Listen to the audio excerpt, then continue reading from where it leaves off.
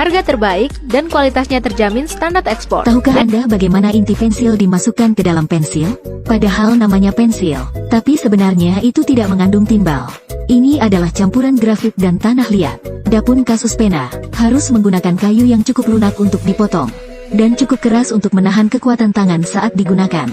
Ini adalah pabrik pensil di Jerman. Mereka menggunakan pohon cedar terbaik yang dikirim dari California, AS. Ketebalan papan ini sekitar 5 cm. Sebelum dikirim ke pabrik, mereka telah dipotong menjadi irisan dengan panjang 18 cm dan lebar 7 cm. Pertama, irisan kayu ini akan melewati bagian bawah pemotong. Ini akan memotong alur kecil di setiap papan kayu. Alur ini adalah tempat pensil ditempatkan. Kemudian mesin berikutnya akan menyuntikkan lem ke dalam alur. Lem khusus ini juga memiliki sedikit elastisitas, bertindak sebagai penyangga untuk melindungi inti pena agar tidak mudah patah. Selanjutnya, masing-masing papan kayu ini secara bergantian dipisahkan dan dibawa ke ban berjalan lainnya.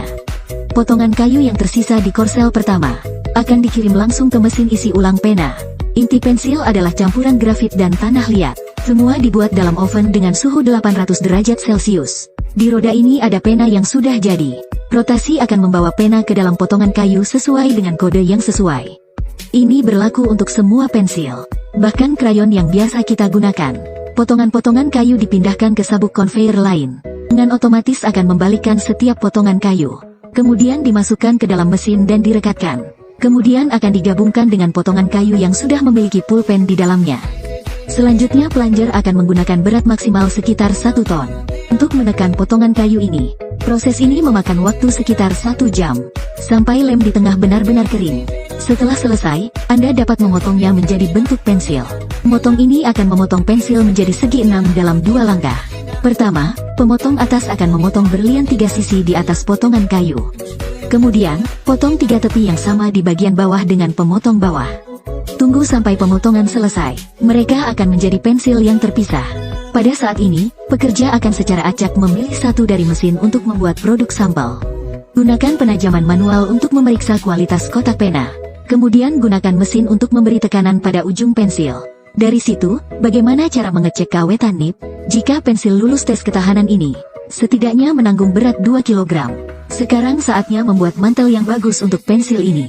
Setiap pensil akan keluar dari mesin cat. Ini akan menempatkan lapisan cat pada lapisan luar kayu. Warna yang dicat kali ini adalah kuning. Pensil ini membutuhkan setidaknya 4 lapis cat. Dapat sepenuhnya menutupi biji-bijian pada kayu. Pada kelima kalinya, mesin akan secara otomatis menyemprotkan lapisan garis hitam untuk pensil.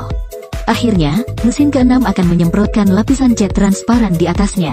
Pada titik ini, pensil telah menyelesaikan semua proses pengecatan. Mereka kemudian dimasukkan ke dalam printer. Mesin akan bergerak dengan kecepatan luar biasa 500 pensil per menit. Pindahkan huruf logam dari lembaran plastik ke pensil yang dicat. Perhentian terakhir mereka adalah mesin perakitan penghapus ini. Pertama-tama akan menekan ujung pena ke dalam selongsong aluminium. Kemudian masukkan penghapus ke ujung lain dari pipa besi. Setelah selesai, pensil ini bisa dilepas ke pasar untuk dikonsumsi.